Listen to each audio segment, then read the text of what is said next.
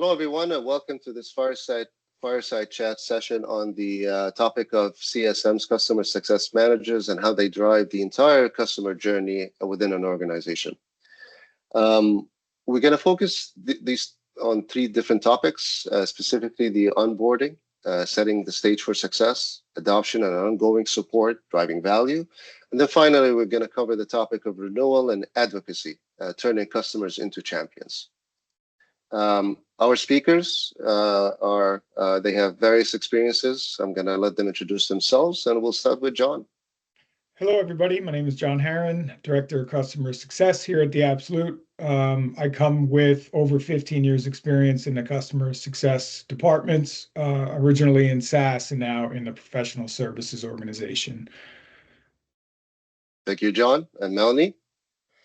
Hi, everyone. My name is Melanie Sterling. I'm a Senior Customer Success Manager at Certinia. I've been here for around 3 years, but prior to that, spent 3 to 4 years in other organizations in a Customer Success Manager role. Excellent. And I'm your host, Issam Nassim, Manager of Solution Consulting and Customer Leader here at Diabsolut.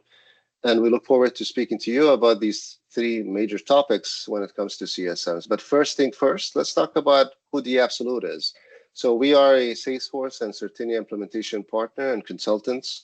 We provide a lot of services when it comes to the platform, and we've been in the business for the last 2 decades. However, last year, we decided to invest in customer success. Not only customer success as a department, but also in resources and tools or platforms to run our business. And specifically, we decided to invest in Certinia CS Cloud as a solution. We've identified and we learned from that experience, and we've realized that customer success is important for the business. It's important for achieving our customers' goals, and we're going to share with you some of the lessons learned that we've identified throughout that journey. John?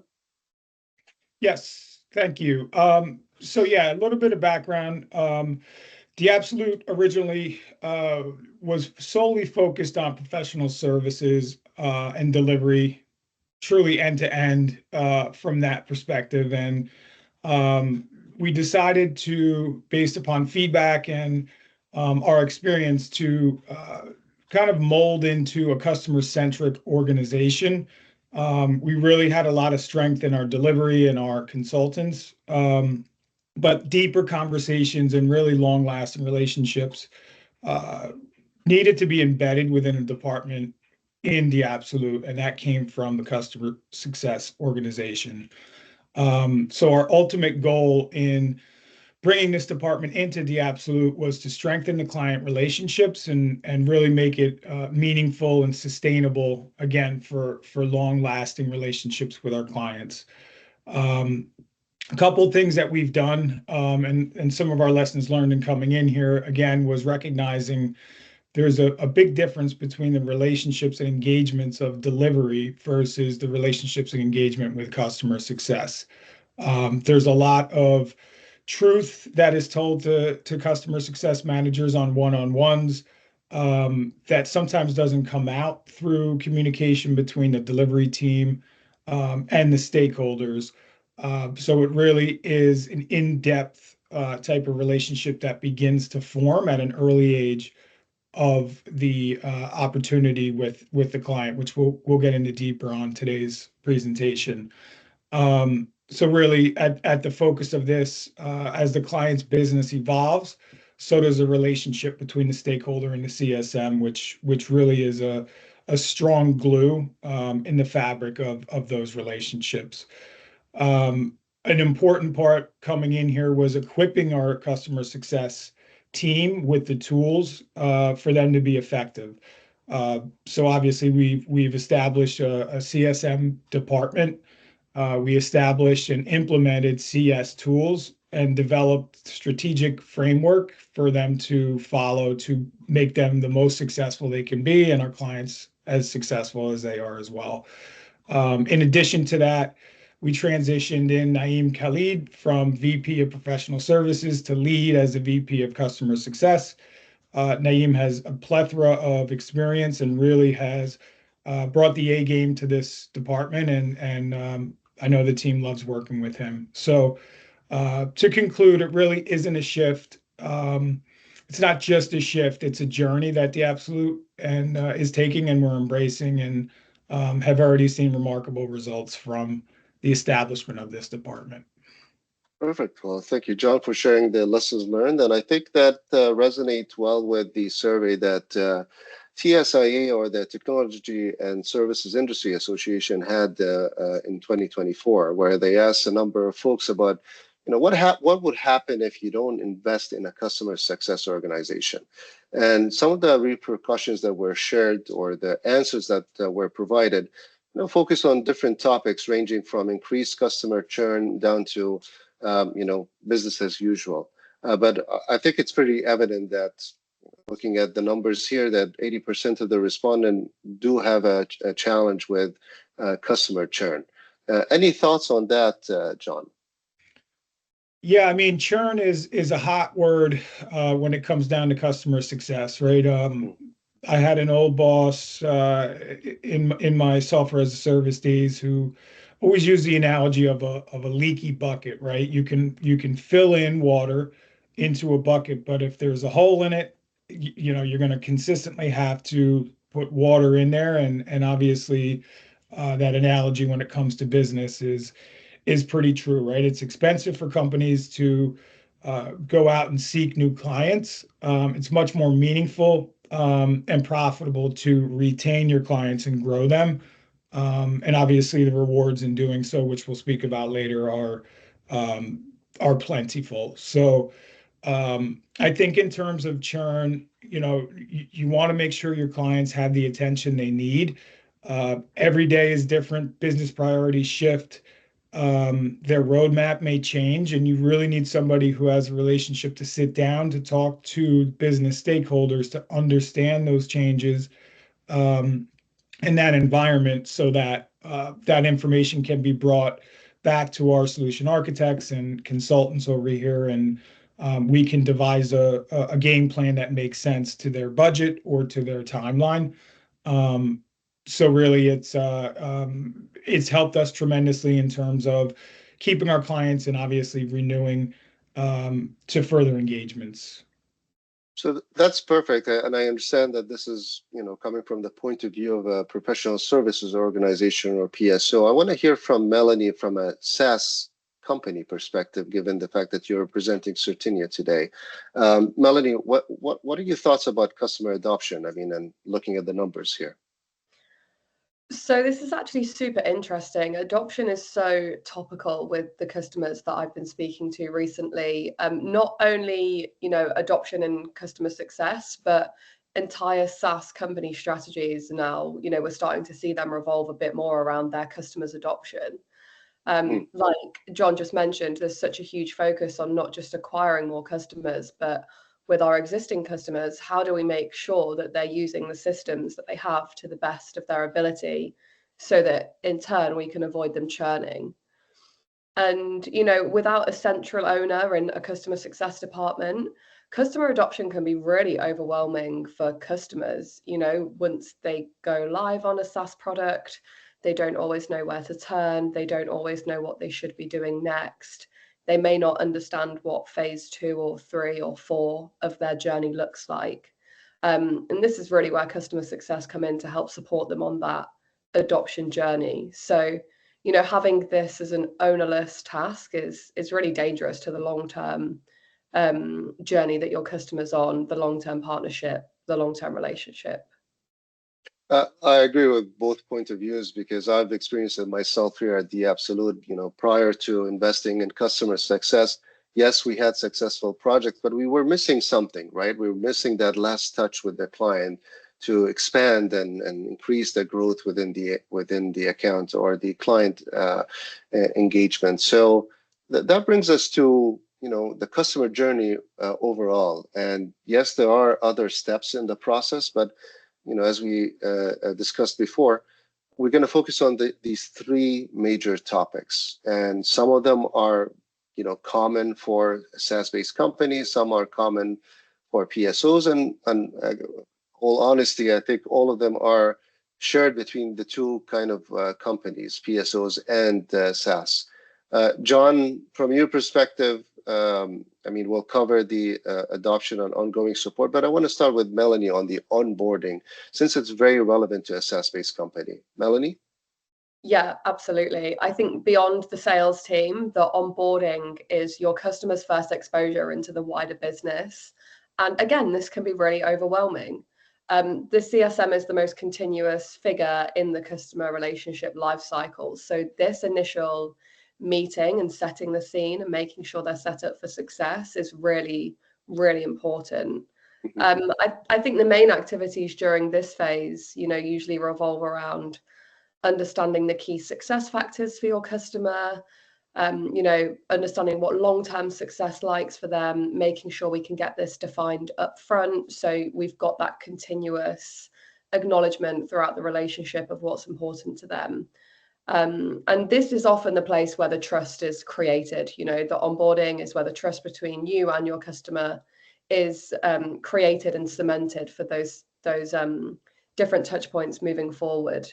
So now that we've set the stage for success and onboarding, we're able to drive, the ongoing value and adoption throughout their journey and, into the adoption and ongoing support. Excellent. And I think, the next step in the process is, going through the adoption and ongoing support. John, what are your thoughts on that? Yes, this is a critical path for CSMs in a PSO. My number one goal at this point, I've had several months relationship with the stakeholders and understanding their business, and I want to make sure that immediate return on investment is recognized. Earlier on as well, there's conversations that I'll have to ensure that there are key performance indicators that are on the table, and I'm looking to make sure that their reporting is set up so that those indicators can be recognized, and really, want to pay back the stakeholder for their time in the meetings that I've had with them to make sure that we've heard you and you're set up for success, and what's been told to me is tangible now with results, right? So realizing gains from the project itself. In addition to this, a lot of this comes through in time, and you want the client to get comfortable. So you're listening to any pain points they might have, some adoption issues that might be lingering, right, with people not understanding certain aspects of the implemented product, and then arranging, an arrangement or an agreement for our team to continuously help them with those pain points to make sure that they're continuing with success, right? And Right. A lot of times on those conversations, there is a backlog that is, on the back burners that there might have been a tight deadline, and the nice to haves were kind of pushed to the side, but the stakeholders really, really excited to get them in there, right? So there's conversations around that, as well as deciphering whether or not the team is strong enough in terms of using the new product to be able to embrace a couple new enhancements or changes through that. So again, and Melanie, this is in your world as well, there's semi-annual releases that come up, right? So the preparedness of understanding what they're getting in those releases, whether or not there's something they want to have turned on, really needs to be discussed at a deep level to make sure they're ready for it and they understand the impacts of such releases to their business. So it's an important time in the relationship, the adoption and ongoing support. So we talked about onboarding, we talked about adopting and ongoing support. There's the last topic here about renewal. And from a SaaS company, I understand, you have to renew the software on a monthly or annual basis. But when it comes to PSOs, I mean, what sort of renewal happens at that level? John. Yeah, sure. So this is an important part again, right? Obviously, there's a lot of conversations that have been occurring. So through those conversations, I'm marking down, if they have budget to spend, or are they ready to kind of step on the gas to do other projects. Here at Diabsolut, we have an advisory and managed service support model, right? And access to solution architects. Most times on our enterprise accounts, the solution architect on the implementation will carry over to an AMS project, which is great for continuity and knowing their internal system. So, by this time in the relationship, as it goes full circle, relationships are established, trust is there, and many times it's not a matter of will they renew or will they go to another project. It's pretty much how big will that project be, right? As well, another important topic here is, our marketing department is kind of married at the hip with customer success in several ways. One of those is through CSAT scores. We want to make sure that the work that the consultants have done is recognized and comes in with a 5 of 5 score, which is notable on the Salesforce partner portal and is public knowledge, right? So that helps bring business to us through good scores.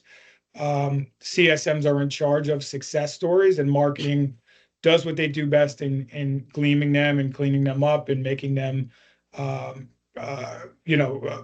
publicized in a good manner so it looks well. And then referrals are also huge, right? Customer success managers have great relationships with stakeholders, and if there is an oncoming opportunity with a client, and there's a lot of match there in terms of what they want to do or similar industries, this is something the CSM kind of arranges and somewhat coaches the client that they know to really discuss what matters most to the potential ongoing client. Sounds a lot of responsibilities for the CSM and the CS department. And with that, let's focus our discussion on onboarding and setting the stage for success.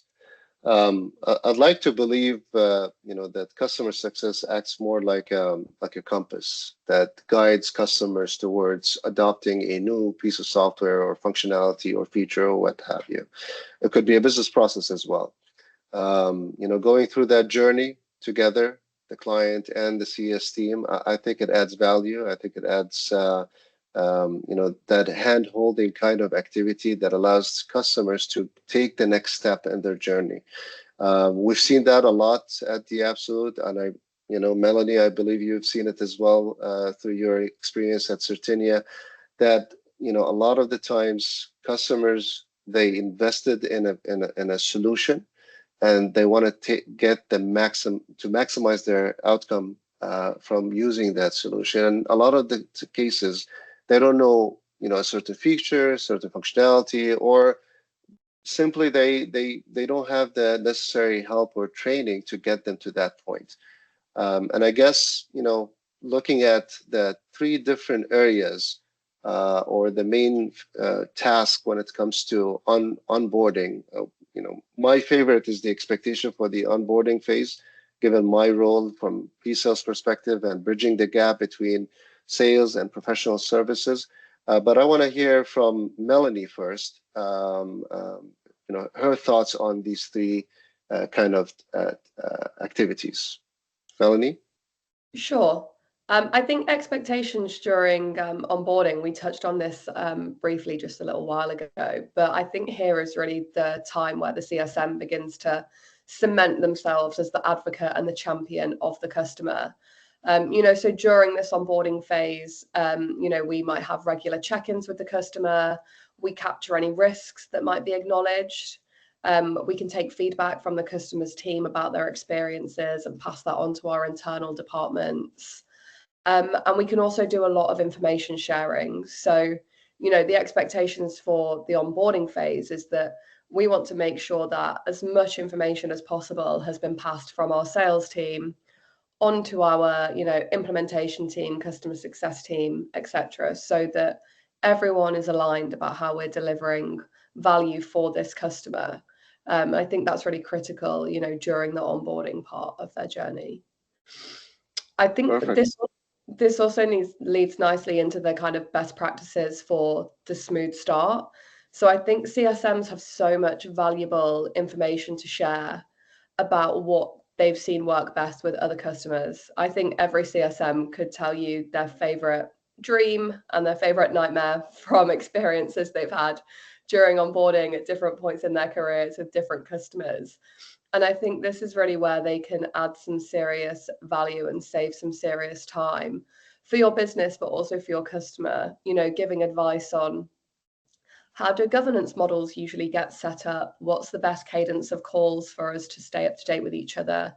How do we make sure that you start your training as quickly as possible? How do we identify the champions within your organization? How do we make sure that you adopt this as best as possible? The CSMs have so much useful information to share with new customers about that journey and experience. Excellent. And John, from your perspective, given the PSO angle or the professional services organization angle, what are your thoughts on those three different activities? Yeah, I mean, there's a lot here. From an onboarding phase, it's always important for a CSM, as Melanie alluded to earlier. It's one of the longest relationships the client will have is with a customer success manager. So getting in there early to start forming those relationships, and a main priority that I want to do there is recognize what is their North Star. Why are they implementing this? Why did they select this piece of software, and what are the results they're looking to get, right? And that is the beacon really that I like to follow for all conversations, and to make sure that we're on the trajectory of meeting that expectation, right? So again, going back to my SaaS days, early in the relationship, coming on there, onto calls, ensuring that if there is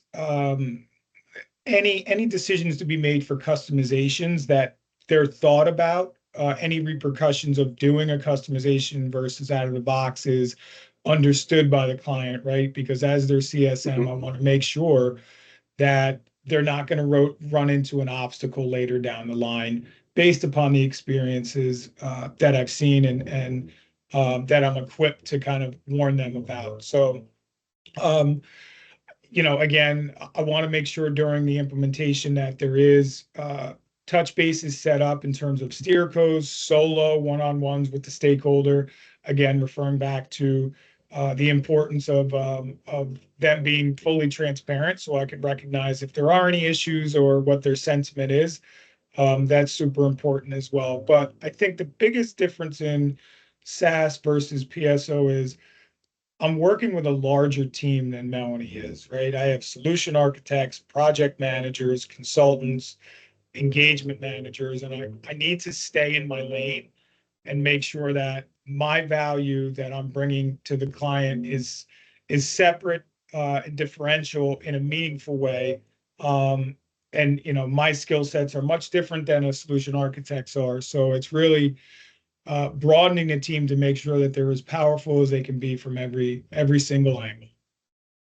So it sounds to me like the lines between professional services and customer success are getting blurry, for in a good way, because you need that collaboration between PS, CS in order to deliver on what needs to be delivered to the client. Melanie, any thoughts on that from a SaaS perspective? Yeah, absolutely. I think as well as acting as a partner to the customer, it's so valuable having that partnership relationship with professional services as well, and approaching, challenges that you might come across as a team together. Like John said, being mindful of, everyone's individual roles and everyone's individual responsibilities. But when it comes to challenges, approaching them as a group with, the same outcome in mind of, getting the customer to the right conclusion in the right place is really important. One way that we've actually seen that be quite successful recently is by working on the customer success plan during this onboarding phase, which a lot of CSMs do as part of their role. And this is, defining success and outcomes and key metrics from the start, allowing us to have that continual focus of the North Star. But we've been sharing that a lot more with our professional services team upfront, during the project phase, which has really helped everyone stay aligned on the same path towards the same North Star, towards getting the right outcomes for the customer, which has been really, really helpful. Sounds to me that that collaboration is not optional, but it's mandatory between PS and CS in order to deliver value to the customer. Great points. All right. So let's talk now about adoption and ongoing support. Yes. So this example is from a shared account that Melanie and I have been working with for the past year. It's a global healthcare and life science company. And for purposes of this webinar, we'll call this company Acme.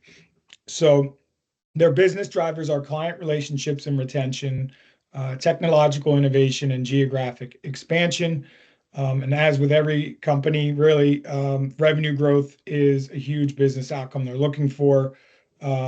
Diversification of revenue streams, client acquisition, and market leadership. So when Diabsolut came aboard to assist Acme, this company had already implemented Certinia, PS Cloud, and they really were looking to ensure that they were using the software as best as they could.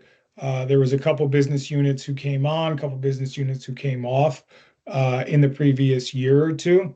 And they really wanted to set themselves up for success based upon more knowledge that they had, the better they can make decisions. Certinia has a really, really tremendous value map that they use to be able to kind of dig deep, show what the client has and some of the ways that they're using it, whether or not they're graduating to better efficiency and better usage of the product.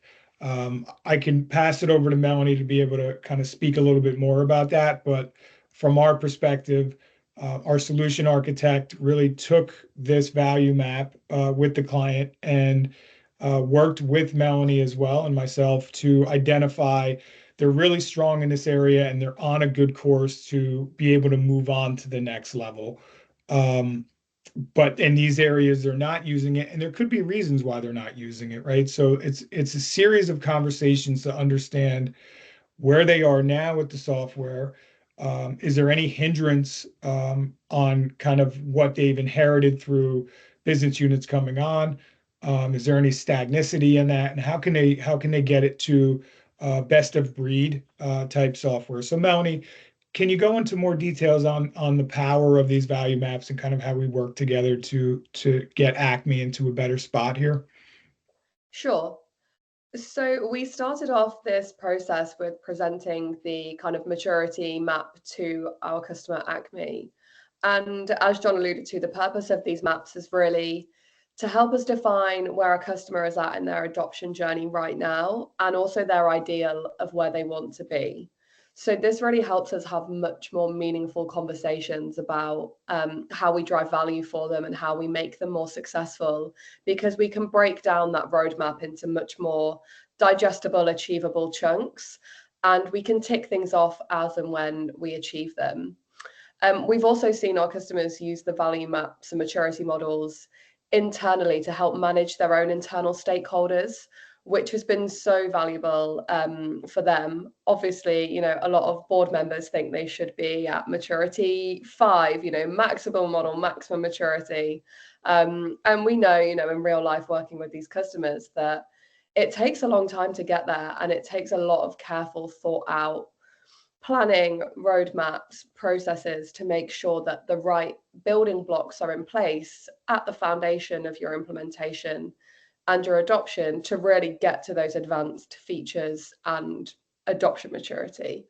So, on both sides of the fence, we found this to be a really helpful tool. And especially, with the client that John was talking about, what we've been able to do is map out their maturity across their entire product suite. It's broken down by module, so we can identify now the areas that they are really mature and advanced in, and the areas where they might need a little more help. And that has helped us guide our conversation to a bit more, where can we identify some quick wins? Where can we identify some long-term strategic wins that might be really important to your board? where do we find ourselves on this scale now? So going through that process has really helped us give a bit more prioritization and a bit more clarity to like all these ideas, are kind of floating around in people's heads anyway, but going through this process really helps you lay it out in a much more organized and prioritized fashion. And to add to that, Assam, going back into having long, meaningful relationships with clients, this really sets the tone of showing value, worthwhile time in terms of getting the teams together to really dig deep on these things to kind of set the course. And if there's things you can't do, in the upcoming quarters, and as long as the relationship is there, you're always looking into the future. You could be looking 2-3 years down the line, which is always a great feeling to the CSM, right? Because they know that there's longevity there, and these priorities will make sense, and I'll be there with that stakeholder if anything comes in, and we can reprioritize. So it really is a good exercise to do, and strengthens the relationship to keep it going long.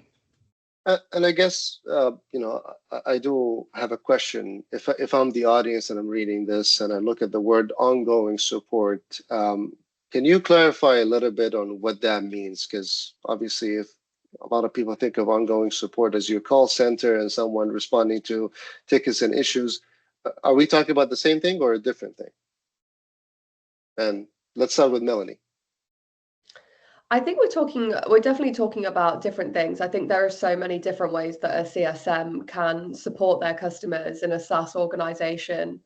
Like we've been talking about with adoption, once we have defined these kind of areas of focus, it may be that they need short tips. It may be that we have a webinar and a feature from a couple of weeks ago that we can share with them. It may be that we already have some of these guides written up that we're able to, walk through with the customer. It doesn't have to be that, every interaction needs a member of our, classic support team to help them. And similarly, when it comes to managing releases and upgrades as well, that's a huge part of a SaaS CSM's remit and responsibilities. And it's something, if you don't keep an eye on, can really run away with you. But actually having a really good upgrade strategy and release strategy with your customers, brings a world of benefits to your relationship with them. So being able to be there as their kind of advisor and reminder that these things are coming up, and keeping in check with them about what their plans are. Like John said, even if it's not next week, even if they're upgrading in 8 months' time, just being able to know that and plan for that and help support them when the time comes, is a huge part of customer success managers' remit. Excellent. So it sounds to me that the key word here is being proactive as opposed to reactive technical support, right? It's not about escalations, it's about that journey, helping them, supporting them on an ongoing basis, which sounds amazing. If I'm the client, I would definitely need support in that area. So with that, let's switch focus now and talk about renewal and advocacy, our last topic. And I would like to share once again another stat from TSIA, which covers basically what a lot of people out there think a CSM typically do or drive success from an upsell or renewal perspective. And you see that 38% of the respondents answered with CSMs are responsible of qualification of the sales opportunities, and the second highest response was to generate leads. Any thoughts on that? And let's start with John on your thoughts on these stats and the role of a CSM when it comes to renewal and advocacy. Sure. So as a CSM, really, you're sitting in a position of having very detailed conversation with stakeholders, so you really know what's coming ahead and what they're looking to do. In the past, AEs would kind of be in this position, but they're on the fence of trying to get new clients and working through sales motions where John, just to stop you there, you mentioned Yeah. AE. Is that account executives? Yes, sorry about Okay, that. no worries. Yeah, so account executives, we're kind of living in both worlds, and you know, recognizing new opportunities with current clients was hard for them to do because these conversations really do, uh, you know, take a decent amount of information going on there, but also as a CSM recognizing I know this person in my organization really knows a lot about this particular integration or area that they're working with, whether it's even in finance changes that they might be doing. So that attention to detail is something that customer success managers are very good at, really wrangling the right team members at the right moment to keep these conversations going, which turns into opportunities and revenue. Um, you know, from my perspective, and I want to emphasize this, for somebody watching this webinar who does not have a CSM department, customer success department, um, and are afraid of the cost that it may put on their account for kind of instituting this in, customer success really does pay for itself in the long run by identification of these opportunities. And then also with the renewals, right? In the professional services organization world, really the grand slam, if you will, is when you have a statement of work project that turns into an advisory managed service support agreement, where there's a lot of conversations with solution architects, and another SOW, statement of work project, is spun up as a result of the need from the business. So many times I'll have simultaneous different agreements running at the same time. That is something I can 100% say that it would not happen if an account executive were running it. They just don't have the time. They're talented individuals, but there's only 24 hours in a day, and their focus primarily is bringing in new customers. So really, I mean, there's a whole lot that a customer success manager does, and they really are what I like to call a liaison between our customers and our internal team, especially from where I sit.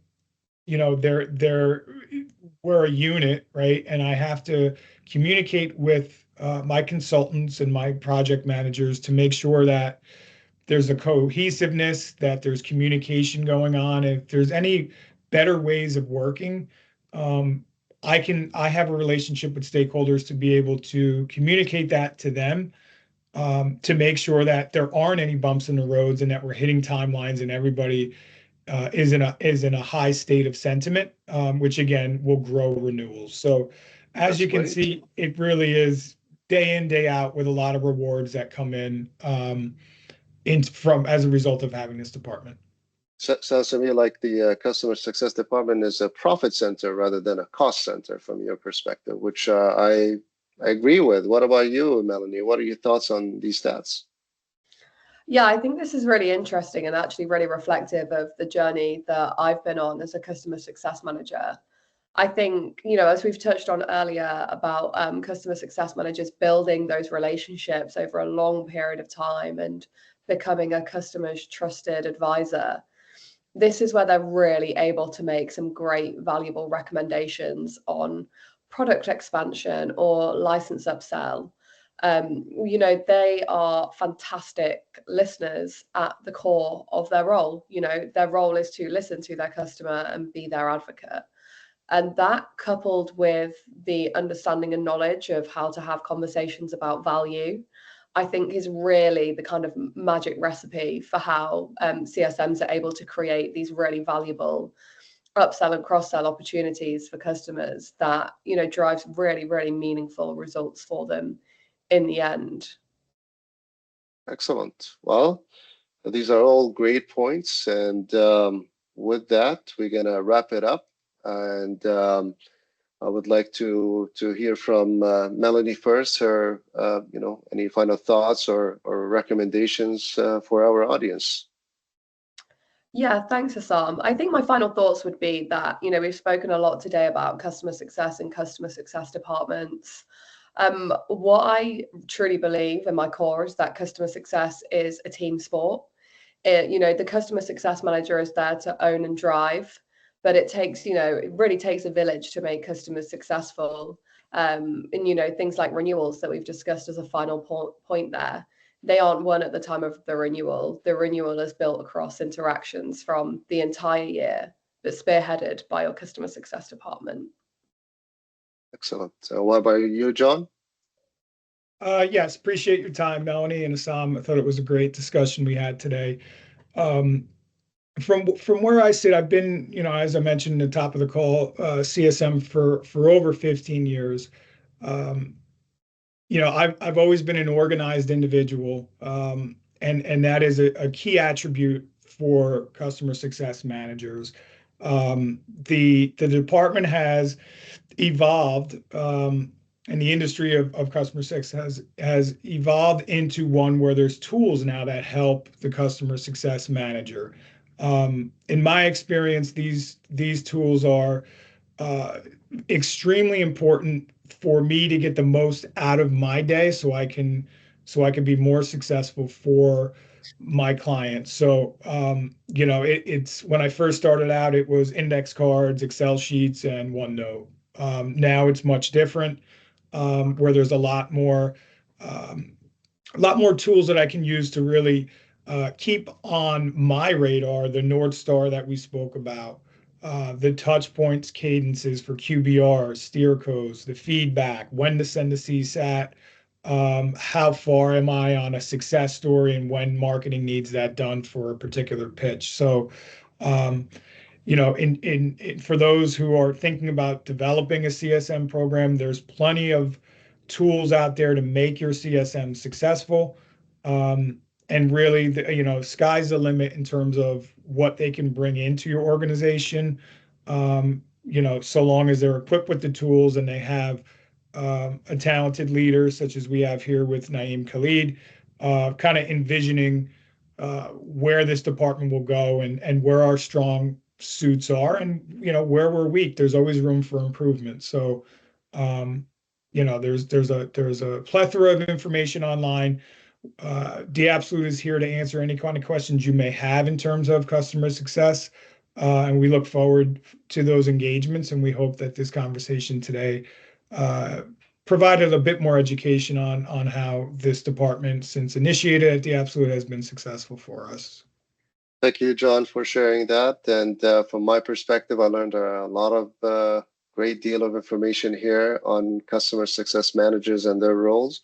I'd like just to wrap it up and say that whenever you decide on embarking on this journey, we're here to help you. We're the compass. We're going to assist you with taking that next step when it comes to customer success. So, and with that, if you have any questions, reach out to us. Happy to help.